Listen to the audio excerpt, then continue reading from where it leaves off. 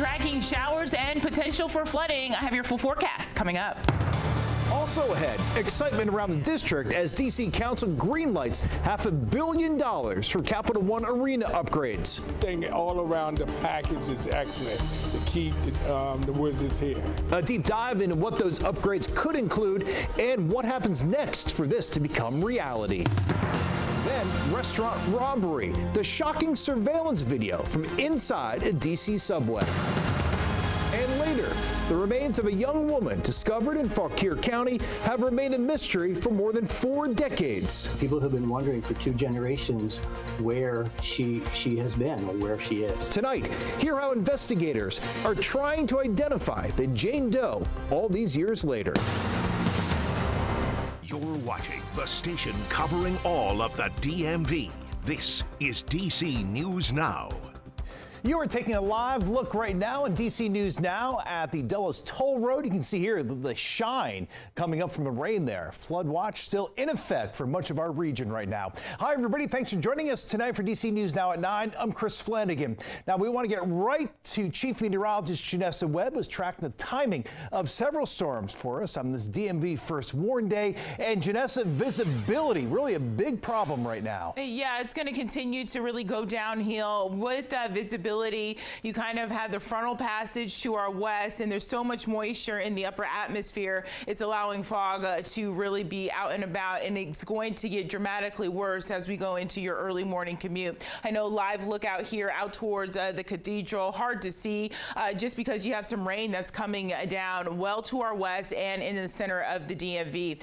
Really all these advisories, warnings, watches, wind concerns, they stretch over 1,000 miles down towards Alabama all the way up towards areas like Maine. Here across our region, this flood watch is going to remain in place really until early evening for your Wednesday around 6 p.m. They should all expire across from Loudoun County into the Winchester area. Southern Maryland, you're not included, but you are still going to see severe weather component really making its way across our region. Here's live look out towards our radar right now. This is just a light rain really that we're dealing with just outside of the metro area, slowly pushing out of the Cumberland area.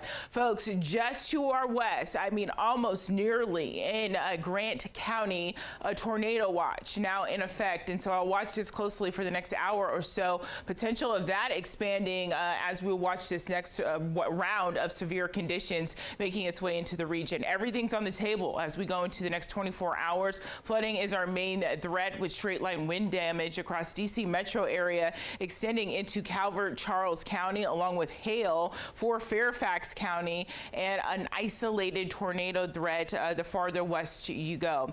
Really a good wave of rain starting very early tomorrow morning, extending into your early afternoon. We'll look at the timing of these storms coming up, Chris. Okay, Janessa, thanks. Well, a $500 million deal to keep the Caps and Wizards in D.C. passes.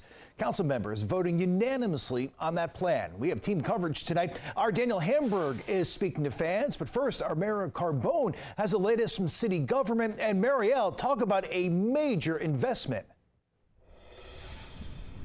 Yeah, Chris, it really is. We're talking about more than $500 million. Now, with tonight's promise to redo Capital One Arena, Monumental Sports is agreeing to keep the Capitals and the Wizards here in D.C. A really big win that was celebrated here at the Wilson Building tonight. The Wizards, the Caps are here today, and they should remain here. And they will after council voted unanimously to approve a multi-million-dollar plan to renovate Capital One Arena, keeping Monumental Sports and Entertainment in the district. A deal almost lost to a competing bid in Alexandria. We almost lost 2 sports teams, and the only reason we stayed in the game is because Virginia fumbled as well. The bill, passed by emergency, allocates $515 million over 3 years. And that money will modernize the fan experience, expand retail and concessions, and improve the flow of pedestrian and vehicular traffic. So vitally important. Councilmember Brooke Pinto represents Ward 2, where the arena stands. And it's good for the city to make this type of investment, not just for Monumental Sports, but for the entire neighborhood. and to support our Chinese-owned businesses that are surrounding the area. We have only 300 Chinese members left in Chinatown. Still, members of the Chinatown Solidarity Network have some concerns. To put $500 million for a billionaire's team in Chinatown and call that Chinatown Progress is quite unimaginative. We need to talk to the working class communities that have built the city, the Chinatown residents that are Black, brown, Chinese residents. So even with this funding moving forward, council members did express some concerns about some terms of the deal, including a potential tax break for Monumental Sports moving forward. Chris, over the next few months, council will work to iron out some of those terms as they vote on finalizing all of this and moving forward. Reporting live from downtown, I'm Marielle Carbone, DC News Now. Certainly a big step tonight. Marielle, thank you. Meanwhile, our coverage continues tonight with Daniel Hamburg. He spoke with fans ahead of tonight's Wizards game. And Daniel, there's certainly excitement around the arena. Yeah, Chris, people here are excited. The main point that they made was the fact that the teams are staying here. That's the most important thing in their mind, and many telling me it is a good investment for the district. As fans pour into Capital One Arena, enjoy the event. News of the district funneling $500 million to Monumental is exciting. We're happy that both teams, the Capitol and the Wizards, are staying here. I'm very excited about it. I'm excited that the team is staying in the city where they belong. Monumental says the $515 million will help develop better sightlines, premium hospitality options, better digital infrastructure, and more. But there are some reservations from fans. They're saying it's coming out of a different budget, but I don't know. Is it going to affect taxes? You know, because somehow they got to get the money. But overall, Ryan Wimbush says it's good for the district. It's a good investment because this area is prospering right now, you know, and with that, I think it'll bring, you know, new businesses and businesses that will last. While details still need to be hashed out, Monumental says an initial agreement would add nearly 200,000 square feet throughout the arena and the Gallery Place building next door.